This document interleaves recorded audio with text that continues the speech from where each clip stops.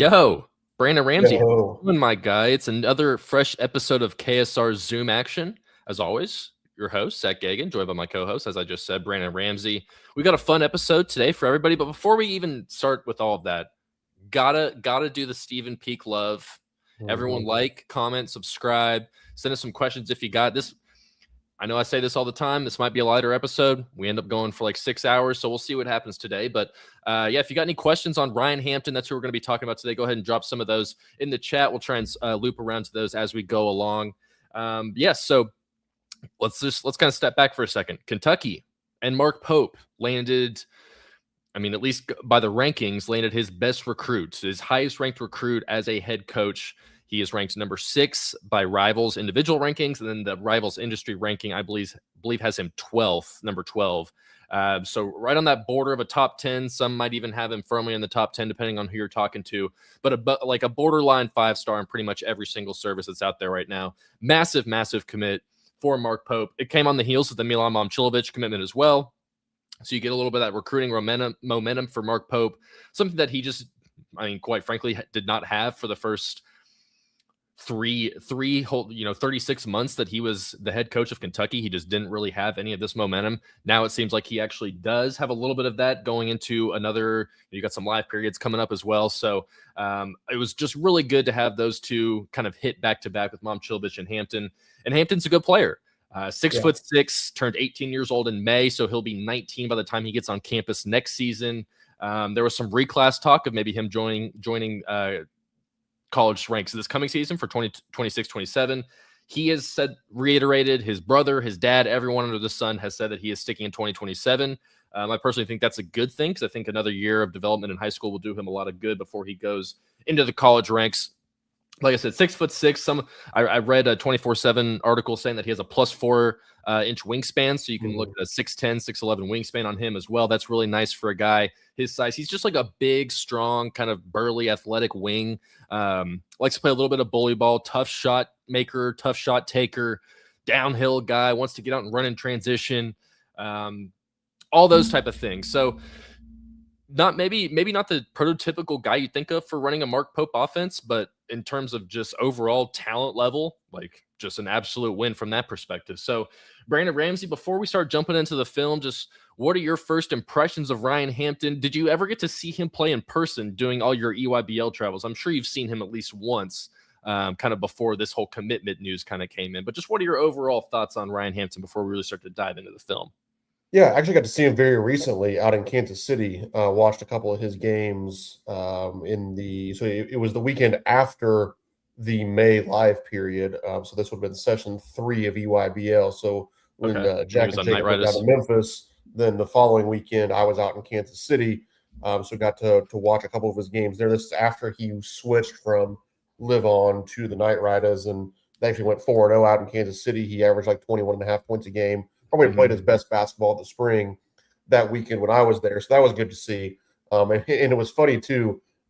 Jack and I were joking about this a couple of days ago in this world of, some fake insiders and people that enjoy, kind of reading the tea leaves and putting some things out there. I would like to share a text, Mr. Zachary Gagan. And, Ooh.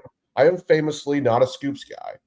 He's not a scoops guy until he's got the scoop. Until I have the scoop. But let's see, on May 24th Okay. at 4:33 p.m., He's got the timestamp and everything. Brandon Ramsey texted Jack Pilgrim, "If you have any contact with Ryan Hampton's dad, you might want to reach out."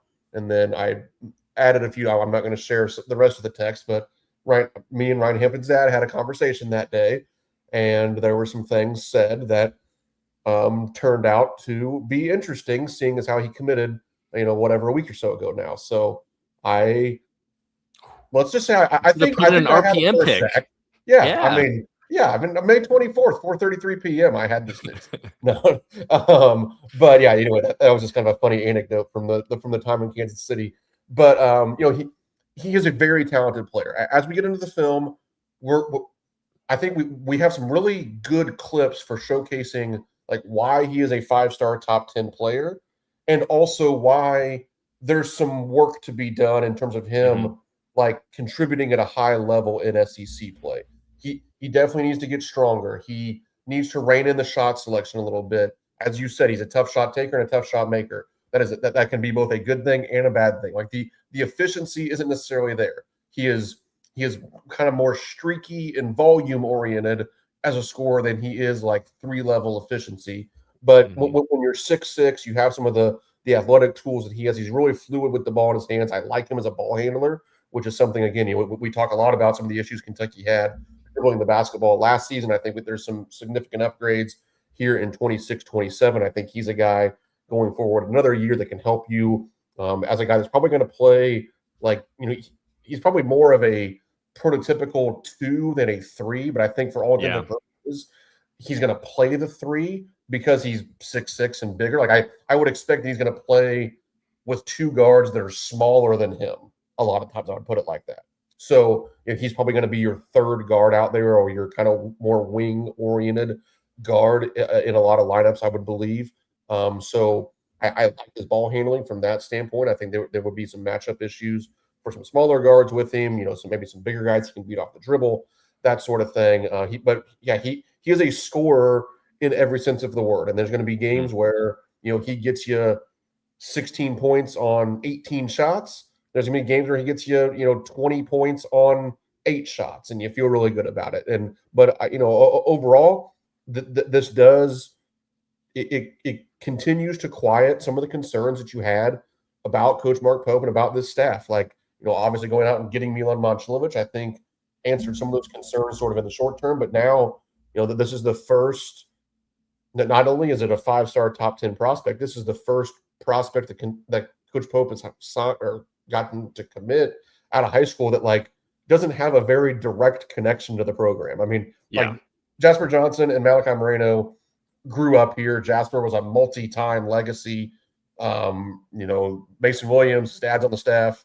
Zion Hawthorne, his brother's on the team. Like there literally hasn't Colin been Chandler even, was his biggest recruit. He was from Utah. Came with him. Yeah, I wasn't even really thinking about that one. But yeah, he was already committed to Coach Pope and just came with him after a 2-year mission. So yeah, there literally hasn't been a high school signee that wasn't kind of very intricately connected to the program. And obviously Malachi Moreno turned out to be a good signee. I'm not bashing what that became, but to go out and get a nationally renowned prospect that other really good programs wanted this early in the process, especially, I think is a major recruiting win, and kind of keeps the positive recruiting momentum moving here for Kentucky. Yeah, the optics of it is just, it looks good, especially with coming off the Milan thing, like I was mentioning. A couple of other just anecdotes about Ryan Hampton. You mentioned his dad, Rod Hampton. Seems like just a really fun character, just from the stuff I've read and the quotes that he's given. He did a really good article with Jacob Polchek of KSR Plus. So that's over there if you want to hear Rod Hampton talk about his son and just kind of the path to getting there, and the challenges they want to embrace and things like that. Liked those quotes. Ryan Hampton is also the younger brother of one RJ Hampton, who longtime Kentucky fans are very familiar with because he was a big-time Kentucky recruit.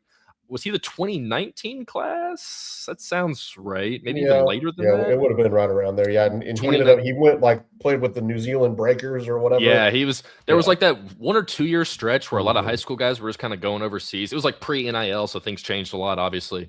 And yeah, he went over there and then ended up, I think he was still a first-round pick, spent a few years in the NBA. And now it seems like he's kind of turned into Ryan's, like a Michael Moreno to Malachi Moreno type thing, where, the older brother is kind of overseeing, or kind of being the guidance, the guiding hand for Ryan. So like that aspect of it. Ryan Hampton has also been open about the fact that he is best friends and directly blood cousins with one Marcus Spears Jr., who is also a top 5, top 10 recruit in the 2027 class. He's a power forward. So there's a nice connection there, just something to kind of keep in mind. Kentucky's also going after CJ Rosser, another power forward in that class. So we'll see how that all plays. Both of those guys have Kentucky offers, but there's a connection there with Ryan and with Marcus Spears. Ryan spent his junior season playing for DME Academy in Florida.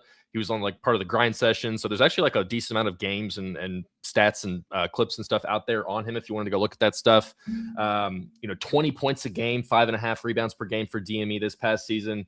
The shooting stuff, like that's kind of what we're going to get into. Like if you're looking for, maybe the weaknesses of his game, and I actually just watched an interview with Sam Lance at the Field of 68, where he asked Ryan what his biggest weaknesses were. And the very first thing he said was shot consistency. Just being able to literally just that, being able to knock down shots more consistently throughout the stretches of games. Because one thing maybe I noticed when I was watching is sometimes it feels like he can fade out. Maybe the ball doesn't come to him as often. It's hard for him to maybe be as impactful when he doesn't have the ball in his hands. So the shooting numbers were not great. I think I've got him right here for DME. 44.8% from the field, 28.8% from three, 71.2% from the free throw line. But the dude gets to the free throw line. 6 free throw attempts per game at DME. That number has exploded to 9.9 on the EYBL, and shoots them at over a 70% clip. So good enough to get to the line and good enough to make his shots there. Like you said, Brandon started with Live On for the first 2 sessions of EYBL. Those shooting numbers were not great. But then he goes over to the Night Riders where he has a little bit more talent around him. And guess what? The shooting numbers look a lot better. I think I'm going to look at him right now. 37.5% from three. That's the main one. Yeah. Is he was 6 of 16 from three in those 4 games. And it wasn't like, he hit 4 or 5 in one game. He went 2, 2, 1, and 1. Still getting to the line a pretty decent amount as well. Still taking a decent amount of his shots from the 2, that mid-range spot. Still rebounding the ball really well. I believe he's like the 3rd or 4th leading scorer on EYBL right now at over 20 points a game, like in that 22, I'm looking at 22.5 range. He averages 2.5 offensive rebounds per game right now in the EYBL. So he uses that size to really get himself extra second chance opportunities. Motor doesn't seem to really be an issue for him either. Like he will attack and kind of go after offensive glass and loves to run out in transition. Those are just some other little minor things to add about him. But let's kind of go ahead and start jumping into the film here. We've got, this is, normally we kind of like lump it up into segments. Today we just kind of got like a minute long thing that Brandon and I pulled, like some clips that we liked, and we're just going to talk about them for a little bit and kind of go from there. So I'm going to add this to the stage here. Let's see. Let's pull this over. Steven, you might have to do a little production for me because I don't know how to get those backgrounds from the back there. But we're just going to go ahead and I'm going to let some of these clips. I'm going to let like a couple of these clips here play, Brandon. We're going to watch him. I think these are the ones that you all have here. And we will just kind of let you talk about him. So you're immediately going to see just the ability to get downhill, get to the rim. That's kind of the number one thing you'll notice about him when you watch him play. He's really good at that. Here again, able to fight through this contact, step back, tough, uses his height there to get that shot off. And then you've got another one where he takes a tough corner 3 here. This is against Prolific Prep. Just a steps into it over his defender. Really liked those shots right there. So Brandon, I'm going to let these play again, and you kind of tell me what you want to look at, and I'll let your coaching brain talk. What did you like about these plays here? Yeah, I think when you look at these 3 clips kind of in totality, it showcases all 3 levels of his scoring ability. You see him getting downhill to his left hand there in that first clip with a nice little dribble move, gets by his defender, uses his size and length to finish it up at the rim. Second clip, that's kind of probably his best scoring range right now, is in that intermediate mid-range where he can get some separation from his defender, make a tough step back like that. Again, being 6'6" with those long arms allows him to get a release point up over a lot of contests. And then here's his 3-point shooting with it's a smooth shot. Like in terms of his 3-point percentage, I don't think there's a whole lot that's like structurally wrong with his shot. I think a lot of it is the type of shots that he takes. Like he definitely seems to be a guy that is very comfortable shooting off of the dribble. It would be interesting if Synergy had statistics on guys like this. It would be very interesting to me to see what his catch and shoot percentage was, because watching as much Ryan Hampton as I've watched, both in person and now via film over the last week or so, I haven't seen a whole lot of just pure catch and shoot threes, but the ones that I have seen seem to go in. So I have a feeling his catch and shoot percentage is pretty high. He just ends up taking quite a few of them off the dribble, and that kind of brings his percentages down. A lot of those end up being contested or whatever it may be. But to me, again, what I like about him is being 6'6". I like the length. I think that positionally he's a very, very good ball handler and is comfortable changing directions, shaking his guy up like you see here, and has some really good body control. Like I don't think he's necessarily I don't think he's very strong. I think he needs to put on a little bit of weight and kind of get more physical for the college level. He's also not like truly explosive as an athlete. He's a very good athlete, but when we're talking about these things, I mean, he's ranked like sixth in He'll the dunk country. on you. Yeah, there's some nuance to an evaluation. Like, I mean, heck, I can pull up my high school database from Indiana, and like there's Division III guys that I call athletic, meaning they're athletic for to go to Transylvania. For Ryan Hampton, I'm comparing him to 5-star, one and done type of guys. He's not an elite athlete at that very level, but if he went to Transylvania, he'd be the best athlete in the country. So like there's obviously there's some nuance to that conversation, but I think that's why you see him finish some things like that as opposed to really exploding to the rim or getting up there on the glass, is because both physically and athletically maybe he doesn't have that level to him, but he is very comfortable in that mid-range area. But one of the things, and you and I talked about this right before we went live, the reason I love these 3 clips, again, it shows the 3-level scoring ability that he has, but it also shows exactly why he's so talented. Like, these are tough shots. One going to the rim, one in the mid-range, one from beyond the arc. So you can get excited about the talent of like, oh man, like this is a guy that can really create some offense on his own. Probably one of the most just naturally gifted wing scorers that Kentucky will have had in the Coach Mark Pope era. However, I could have picked, 3 clips that looked just like this where he missed all of the shots. And that's why his percentages are what they are. Like, that layup goes in 1 out of 3 times. This mid-range shot maybe goes in 1 out of 4 times, or 1 out of 3, 1 out of 4, whatever. Same thing with the 3-point shot. So like, they're not easy shots. They don't always go in because this is some highlight film, and we're talking about and are genuinely excited about him joining Kentucky. We're going to lean on the positive side here, but the other side of the coin is that all these shots that you just saw miss more than they make. And that's, something that he's going to have to work on, again, if he wants to be a true, like, one and done lottery pick sort of guy at Kentucky, which when you're ranked 6th in the country and you come in as a 5-star guy, that's the expectation. And I'm sure that's what he's thinking about. It's probably part of why he stayed in the 27 class was, with another year of development, he thinks he can be that sort of player. So, I think, to kind of round it out, that's what I'm comparing him towards, is to be that level of player. I think there's no doubt in my mind, again, because of the talent that you see here, like, he's going to come in and play right away. He's going to have a role. Yeah. He's going to be able to score the basketball. Just the question is, does he average 7 points a game on like 35, 27, 78 shooting splits, or does he average 13 a game on 45, 34, 80 shooting splits? Like, to me, that's like, that's probably the spectrum of what we're talking about. And that's probably the difference between him being, a late first round or second round pick, or him being a lottery guy like he's expected to be right now. Yeah, and I'll pull this away here and let us kind of chit chat again. I thought he's really good at being able to use both hands. Like, that's why I'm glad you used both, like that clip with him getting to the left. Like, and even on that drive where he shoots it from the mid range on the baseline, he wants to go to his left. Like, he can go to the right, he can go to the left, he can finish with either hand as well. I feel like he's got a pretty good soft touch. Like, even if he does take bad shots, it's not like he's throwing it off the backboard or anything. Like, the ball is still kind of getting up there on the rim. I will say, like, especially whenever he's driving and like can attract a couple of different eyes on him, like, his ability to get the ball on the rim, even if he's not going to make it, opened up a pretty decent amount of second chance points just because guys are kind of focused on him. It allows other big guys around him to kind of scoop up extra points. So just from, by coincidence, he's helping other players as well. Yeah. And I thought, like, one of the things, I'm glad you mentioned it too, because one of the things I've noticed is, like, I thought he had a pretty good handle for like a guy that's 6'6" with a long wingspan and his size. Like, he was pretty good at like being able to dribble the ball. Like, and I have a clip in here where like he has like a nice pocket pass and a pick and roll, and like the playmaking is like, I've got a number here. I think like when he was at DME, he had 23 assists to 41 turnovers.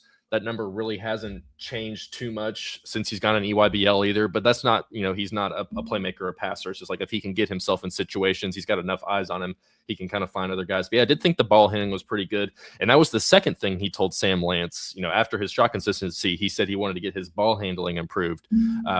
So I did think that was interesting of him admitting that, and just from both Brandon and I both noticing that it felt like he was actually pretty good at that. So if he can continue to prove there, that will definitely be an advantage for him. But I think a lot of the poor shot percentages, like, this isn't a kid I haven't followed since he's a freshman. I don't know all the stats going back, but just from watching I watched a game where DME played Prolific Prep, and man, it looked a lot easier for Bruce Branch and all these guys to go get some of their shots and buckets because they had all this other talent around them. DME, the talent level wasn't nearly as comparable. I was listening to Jamie Shaw kind of break down his game, and he was talking about how with Live On, he was kind of like the only main guy. Like I think they had maybe another guy who's D1 easy Power 5 guy, but other than that, like the talent level around him just wasn't that great.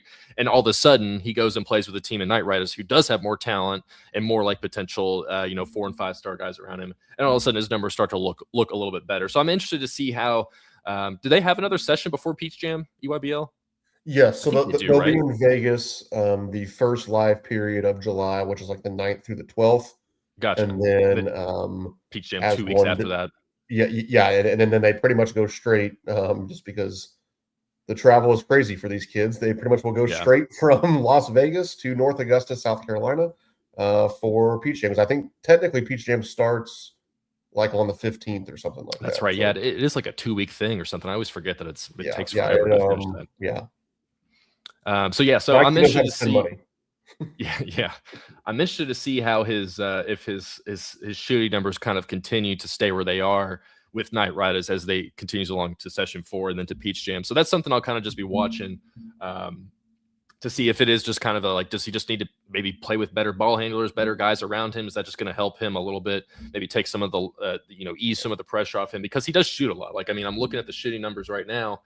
He does not have an EYBL game yet this summer where he's taken less than 15 shots.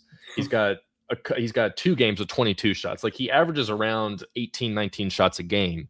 And the bulk of those are coming from 2-point range. And like we said, he's hovering around that 40% mark.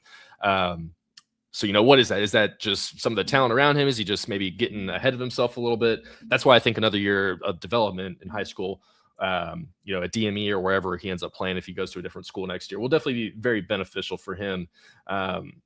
He's got he can use both hands. He's got a soft touch, a good handle. So I like all that extra kind of just stuff that you won't immediately see on the box score.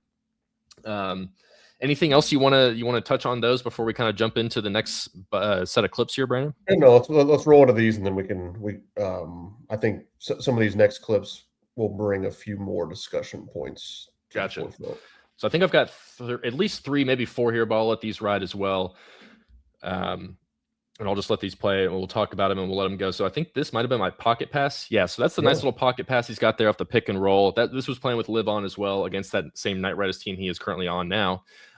Again, here against Perfect Prep. This was a really good team. He actually played really well in this game. Just a tough shot right there, kind of something we saw earlier on that baseline, but maybe even a little bit more difficult. His feet kind of get tripped up a little bit as he's kind of turning around here, and he's still able to find a way to get that one to fall. And then we got another clip here. I think I got 2 more here where he's just able to kind of get himself out of a bad situation and then just finish a tough shot at the rim again, going to his left. On this play, he actually forced this turnover. I kind of cut off the first part of that where he was the guy that made a 50-50 jump pass, and he was the one that kind of intercepted it. And then it's a nice run out here. Again, uses massive size, jumps over Caleb Holt there to go and get that ball. And then it's just, I'm just going to be stronger than you, or more shifty than you. Goes to his left, but finishes with his right. So I thought there was a nice little just variance of a little bit of the playmaking here. I saw at least 2 or 3 different times he pulled off a play just like this, but this was the only one where his guy actually finished it. So that's why I included it. And then you've got the other clips that are kind of similar to what Brandon was showing, but just the ability to, knock down tough shots, like shots that, Kentucky didn't have a guy that could really make shots like this last season. So it'll be interesting to see how that all translates. And then I like this here, maybe not a good screen to set, like not an ideal spot. You're almost kind of trapping your own guy, but he does a good enough job of leaking out. His guard makes a good enough pass, and then he gets a double team here. He goes right at Bruce Branch, knowing that Bruce Branch is there, doesn't even go at him, and he's able to finish there. And then again, this one is just a nice, like a little. Again, you're talking about he's not a super athlete, but he's athletic enough and he's long enough to be able to grab balls like that and then finish plays like this. So I like those plays for all the reasons we just talked about. Brandon, anything from these stick out as you for you while I kind of let them run here? Well, those last couple there, they really showcase how good he is in the open floor. I think that's where he really is going to excel. He loves sooner rather than transition. later. He's so good in transition because that's where his length, his athleticism does pop a little bit more, where he has some room to work. And obviously, as we've reiterated several times now, he is a good ball handler, so he can go coast to coast and get some buckets that way. Also, that mid range shot you showed there a clip or so ago, similar to the one I had, where he does a really good job of creating separation off of the dribble in that mid range space, and again he has the length to get up, and it's really hard to contest those shots. I mean, some of it's what we talk about with Milan Momcilovic. Like when you have the size and you're a good jump shooter, it can be really hard for people to defend you. And yeah, this clip and the one he finishes in transition, these are kind of broken plays, like sort of weird, it's kind of squirreling his way to the rim, like not great shots. He's not finishing above the rim or anything, but it also, again, like it does show his talent where man, when you think back to times over the last couple of years where it's so hard sometimes for Kentucky to get a bucket, and it's like, man, I just wish I had this talented freak that sometimes could make something out of nothing. And sure, it might not always go in the basket. It might lead to some inefficiency. It's going to lead to a game where he goes 4 of 21 and we're all like ready to pull our hair out. But then, man, there's going to be times where it starts working out and you are really glad that you have somebody that can so easily turn something from nothing. And yeah, I think he's just a guy that has that knack, has that talent to score the basketball, unlike somebody that we've had at Kentucky really in a while in terms of that like legit lottery pick sort of talent. I mean, think about a lot of the teams, across college basketball, or certainly a lot of the best individual players. Like they're guys that kind of look like this. That maybe they're not.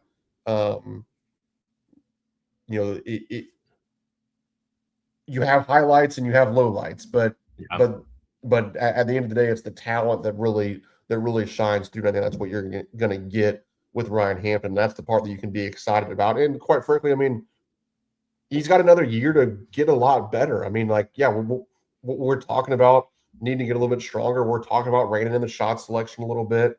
I think he can probably, despite the one clip you have to show in the pocket pass, I think he can improve as a playmaker and making kind of people around him better as well. But I'll take my chances with a dude that can just freaking get buckets. And hey, let's figure out some of the other stuff.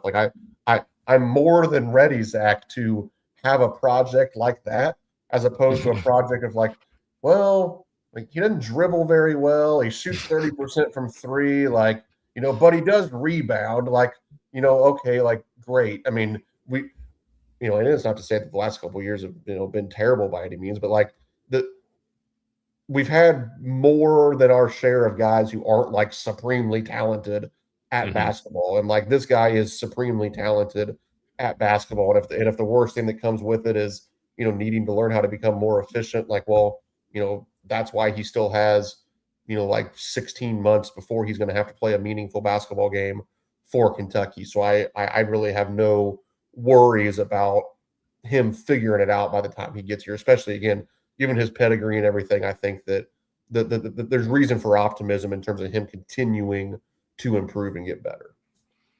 Well, another thing we've talked about a little bit, but he's not the most athletic. He's really not the fastest or the quickest, but he's impossible to stay in front of. It feels he's just really hard for guys to stay in front of. And you've seen it in a lot of these clips, and the clips that we've shown here, there's 3 times as many of them where he gets fouled on these, and the shots doesn't go in. Right. He's just going to the free throw line. He's just really, really hard to stay in front of. And it's like I said, he's not the quickest, he's not the most athletic, he's not the fastest, but he's got good footwork. He just knows when to play off 2 feet, when to kind of keep the ball alive a little bit. Like I said, he's not going to just throw up crazy, stupid shots too often. He does do that occasionally, but he's not going to do it all that often.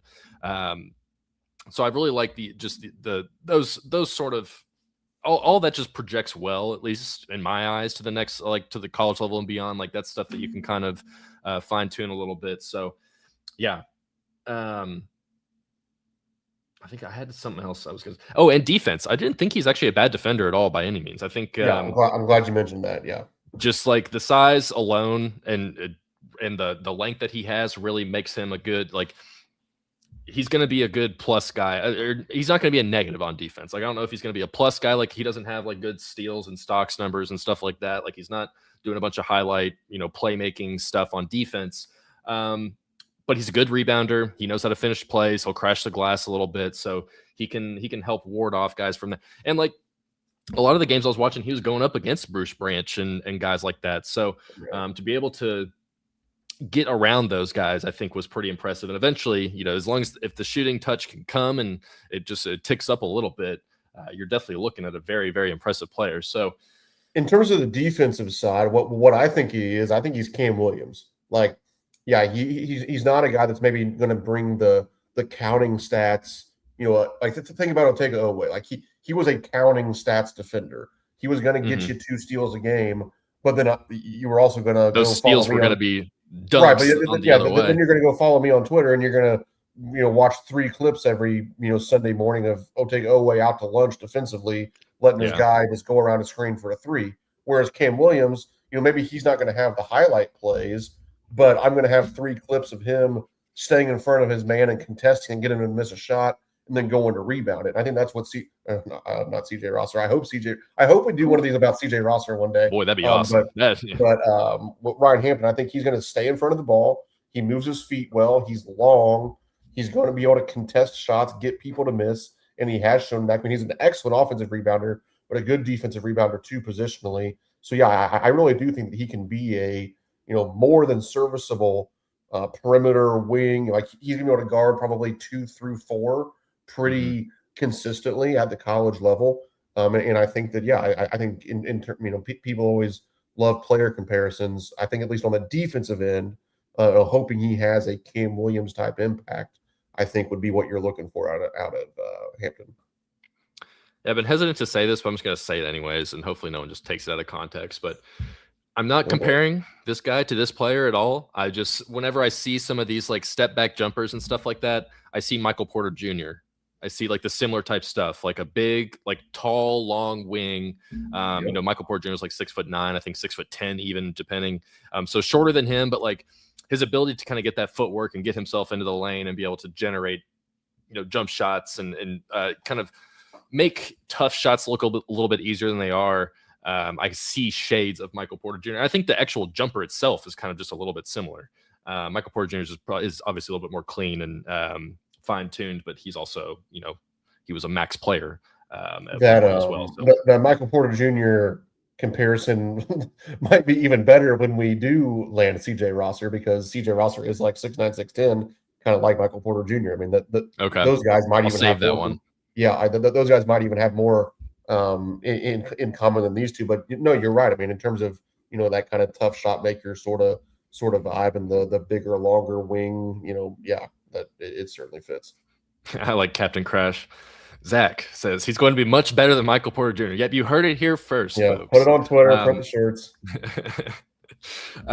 Okay, so we're kind of already winded down here. Actually, that's all our clips that we have. A little bit different doing a high school kid compared to a college kid. But I will say Doogie Hudson here, 214, is talking about Hampton can play the 2 guard. Let's just kind of talk about that for a second. Kind of project him to Kentucky. Oh, see, Clyde is in the chat. They're agreeing with me. He does play like Michael Porter Jr. a little bit. Hopefully he's just not trolling me there. But yeah, so projecting him to Kentucky, obviously we don't know what the roster is going to look like. A lot of that's going to depend on who's the point guard, who is kind of around him. But what do you kind of see as his ideal fit next season at Kentucky? Is it the 2 guard? Do you see him play more on the 3s? Is he going to do a lot of it? Kind of where do you kind of see him there? Yeah, so to me, and this comes from the sort of the scouting service side of things that I deal with, and talking to players, coaches, parents, all this stuff. It's always funny to me how we've gotten to this, sort of positionless basketball has become, the buzzword, and but maybe that's trending out It's a not little bit at real this though. point. Yeah, but Yeah. like everybody was so hot for a while on positionless basketball. Yet I don't think that there's ever been a time where people are more obsessed about what position somebody is. Like it's We always did a so whole weird to thing me. on just who was it that we just did that on? Was it Justin McBride or somebody Yeah, with like Justin the oh McBride. no, Yeah. Milan as well. We're Well, like, does right, he yeah, need to play about the the three three or or the the four, four? yeah, Yeah. and it's like and this is, I mean, it's a very valid point from Doogie Hudson, and he's right. He can and will play the two, but Mhm. like my point is like, what does it matter? Like he's a guard, he's a wing. Like I don't know if he's going to play the two. I don't know if he's going to play the three. In my mind, especially with kind of the traditional Mark Pope offense in Kentucky, who the two and the three, like it's the same position. They're just both guards. Like Yeah. I mean, the two Otega, and the what was he, three, you know? yeah, Was he a two, a three? right. Like they're guards that aren't the point guard. Like so, Mhm. like, and this is the way I explained it. I think on the radio the other day. Like in my opinion, he's going to play. Obviously, there's going to be a point guard in the game. I would expect that the other guard that he plays with the most is going to be smaller than Ryan Hampton. So if Mhm. that makes him the three and that guard the two, then I would say that a lot of times Ryan Hampton would be the three. Now, does that mean he can't slide down and play the two with a larger lineup? And like if Cam Williams came back for another year, like could Ryan Hampton play the two and Cam Williams play the three? Absolutely. But again, like to me, it's sort of just semantics. Like I think that most times Kentucky's going to have three guards on the floor. Yeah. He's going to be one of those three guards, or he's going to be one of those three guards and one of two of them that aren't the point guard. And I would Mhm. expect because he's 6'6", like he's probably going to be taller than the other guard quite a bit. So that if that makes him the three, that makes him the three. But yeah, in terms of skill set, he is a two guard. Like he's a Yeah. scorer, he's a jump shooter, he's a guy that's going to look to make He can threes handle off the it. dribble, things like that. So yeah, I mean, yeah, I don't mean to dismiss the question. I just think that like it's sort of just semantics in terms of what we label him as Well, then position. let's look at it through the lens of like the opposing team's defense. You know, like if Ryan Hampton's your two guard, that means your three and your four and your five are all going to be really tall. So if you're the other team and you've got to guard a 6'6" Ryan Hampton, like, you know, if you're Kentucky, does it make it would it be tougher for opposing teams to defend if he's kind of your two guard, or does the handle maybe still need a little bit more improvement to where he can really be like your true secondary ball handler? Like, would the ball handling be an issue if he's your two guard? Like, maybe I'm just trying to think of it more situationally as opposed to kind of in a vacuum on it, if you get what I'm saying there. Well, and I think too, like to the point that you're making, a lot of times you are what you guard also. And Mm, I think that, on a game to game basis, it could be like, well, yeah, if you if the opposing team is playing like, I mean, even think about it this year with Kentucky, like if Zoom Diallo and Alex Wilkins, essentially two point guards, are starting at the one and the two, like it might be harder for Ryan Hampton, even though I think he's a good defender, like it might be harder for him to match up with one of those guys mhm. positionally. So like then he might guard the other team's three, because some teams that three man can be a third guard. Sometimes it can be a bigger wing. If it's Florida, it's like a 6'9" 4 man that's playing the three. And I think Yeah. he might be better off guarding Thomas Houck than he would Denzel Aberdeen. Like Mhm. I think it would probably be better for him to guard a taller perimeter scorer driver sort of guy than like a point guard playmaker sort of player. So again, when you're kind of going through the semantics of positions, sometimes it becomes about who you can guard also. And yeah, I mentioned it before this even came up. I think he can guard 2 through 4 pretty comfortably. But I do think that you're probably going to utilize his strengths defensively more against bigger defenders because that's where his length would really become a problem. Whereas like a Mhm. little 6'1" kind of jitterbug playmaker, it might be harder for him to stay in front of that guy. Yeah, definitely. Like, and that's, I think the main takeaway from that conversation we just had is positional versatility, positional size. Like, Right. that's more of like, I think that's probably more appropriate to say than the positionless stuff is like, you want Right. versatility at Yeah. these spots. You want size at these spots, especially Yeah. size, like with the way college basketball in particular seems to be trending right now. You Yeah. want to have some size and you like to have it on the wing.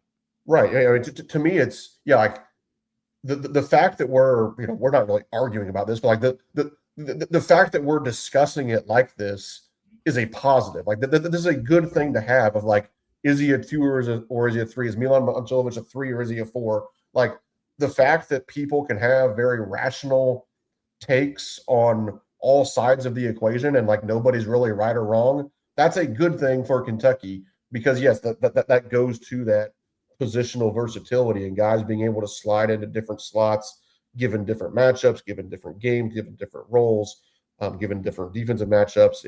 It's a good. It's just not a problem, but it's a good topic to be able to discuss. Yeah, imagine what it's going to be. Imagine what like Mark Pope's talking about with all this stuff. Like that's probably He's having like fun this. with it, I'm sure. Yeah. Yeah, exactly. So let's see. I'm kind of scrolling through some comments here just to see if there's any questions. Here's one. I don't know if we've kind of already talked about it, but here is a question. This is from Mr. Zenny Game. What do you all think is holding Ryan Hampton's shot back? His release and form looks fine, but the accuracy is all over the place. We've kind of talked about it. Like maybe guys around him just, I don't know. Is it just a matter of just kind of fine tuning it? Is there a little bit more to it, or is it everything in one? Kind of what would you answer to that one, I Brian? think it's the shots that he takes. Like no, I mean, They're tough.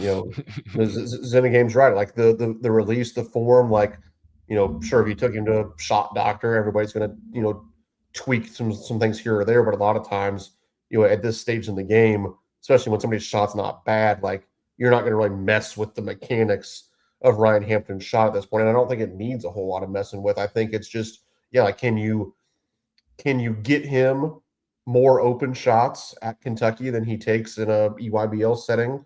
And can you get him maybe to turn down some of the tougher shots that he takes? Like right now, I mean, he's in a position as the superstar in a at DME Academy, even on his EYBL teams, like even playing with and against a lot of the best players in the country. Again, we're talking about a 5-star, number 6 ranked kid. Like he's usually the best player on his team. He's usually the best player on the court. That's what happens when you're this national ranked stud. So he's asked to do a lot, and he has the green light to do a lot. So that means that you're going to take some weird step back shots that, like, quite frankly, you kind of know when you step on campus in college, you're probably not supposed to take those. And like he can, like some of those shots where he's just kind of wiggling his way in there and he's Euro stepping all around and putting up, like, it looks sweet when it goes in. But again, like those are low percentage shots. We could have showed you 4 clips for every one where that didn't end so well. And like he's hopefully probably just not going to take those at Kentucky. Like that's going to be a 2-foot finish and you live to fight another day and you relocate. Maybe you get a catch and shoot 3 now. So to me, I wouldn't worry a ton yet about the efficiency numbers and some of the percentages because like your role is just so different even at the highest levels of prep basketball and EYBL basketball. Like when he comes to Kentucky, he's just not going to be taking some of the shots. I mean heck, like think about the conversation we had about Usman Njai. Like some of the shots that we're watching in that, it's like those fadeaway threes. Like it's sweet that he made that, but like he's not like if he ever shoots that at Kentucky, like there's going to be 7 old dudes from the lower bowl of Rupp Arena that are on the court ready to tackle the guy.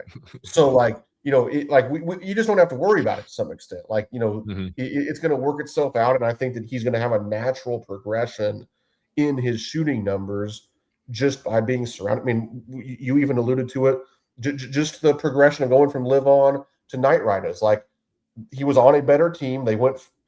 I don't think he won a game. Yeah, he was like 0-7, and then he went to Knight Riders. All right, so he was 0-7 with pretty poor shooting splits through the first 2 sessions of EYBL. Then he went 4-0 and had much better shooting splits. So like I think that's kind of alluding to what we're talking about. Like do I think he's going to come in and become Milan Mancelovic from 3? No, but again, can he make 40 to 50 threes at 34%? Like it wouldn't shock me. Like he's a really talented offensive player. Yeah, and that's why I'm very interested to see how he continues to progress with Knight Riders over the next, the fourth session and with Peach Jam. How does that all play?